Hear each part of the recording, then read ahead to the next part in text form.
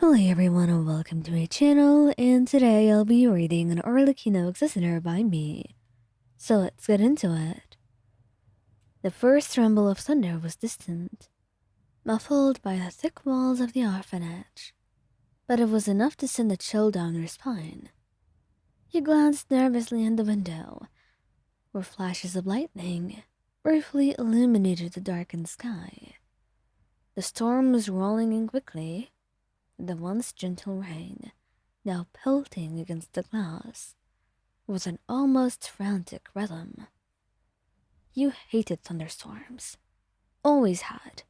Something about the deafening cracks of thunder and the relentless flashes of lightning clawed at your nerves, leaving you frozen and helpless. "Are you all right?" Her voice cut through the quiet, steady and calm as always. You turned to see Arlecchino standing in the doorway, her sharp crimson eyes fixed on you. Even in the dim light, she looked composed, her posture as controlled as ever, though there was a softness in her gaze, meant only for you. You tried to play it off, forcing a smile. "Yeah, I'm fine, just not a fan of storms." She raised an eyebrow, clearly unconvinced. "That's an understatement. I can see your hands shaking from here." You looked down, startled to find she was right. Your fingers trembled slightly, betraying your nerves. Before you could offer another excuse, a loud crack of thunder echoed through the room, and you flinched involuntarily. Arlecchino crossed the room in a few quick strides, her boots barely making a sound against the floor. Without asking, she sat beside you on the couch, her presence grounding. "Why didn't you tell me?"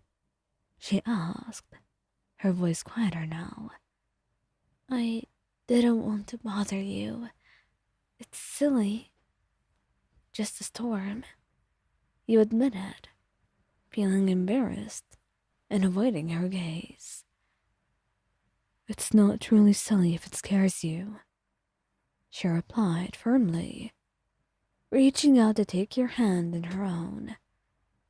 Her fingers were cool against yours, but her grip was steady, reassuring.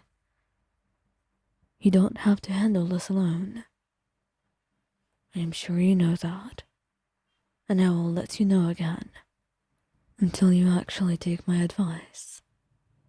Another burst of lightning lit up the room, and you instinctively leaned closer to her, seeking comfort in her presence. She did not pull away, and instead, she shifted slightly, draping an arm around your shoulders and pulling you against her side. "You don't have to do that," you mumbled, though you didn't move away. "I know, but I want to," she said simply, her tone leaving no room for argument. And you let out a shaky breath, leaning into her warmth. The storm outside continued its rage, each clap of thunder sending a shiver through you, but her arm around you was an anchor, keeping you grounded to reality. "Do storms bother you too?"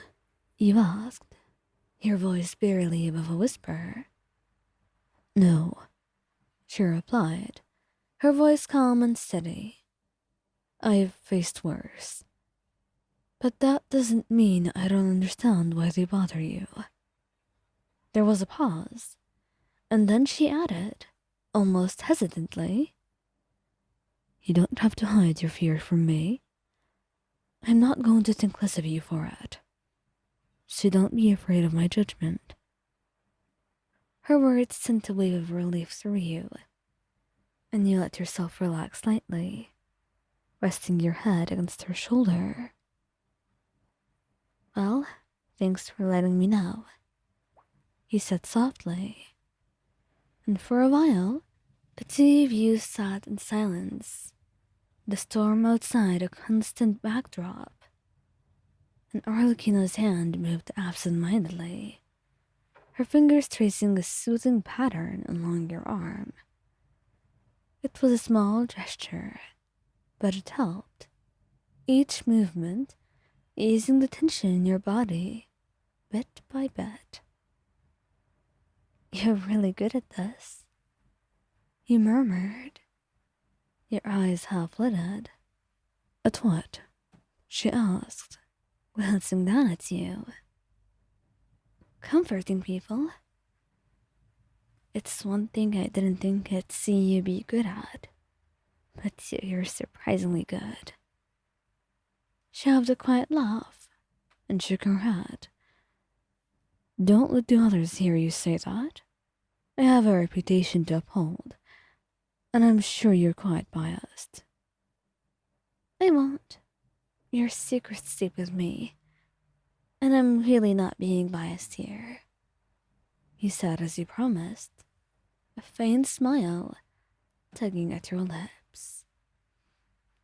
And another roll of thunder shook the building, but this time he did not flinch as much, because Arlecchino's hold on you tightened slightly, a silent reminder that she was there, and she was not going anywhere.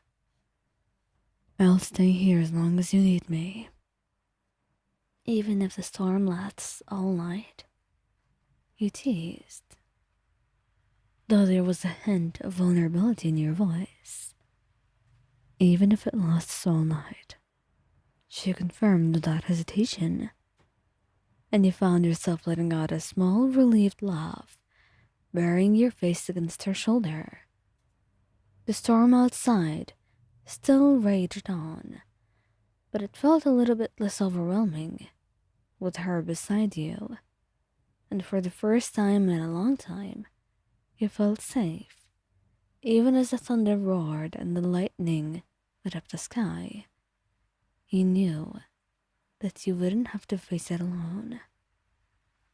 "Thank you," you whispered, the words barely audible over the storm.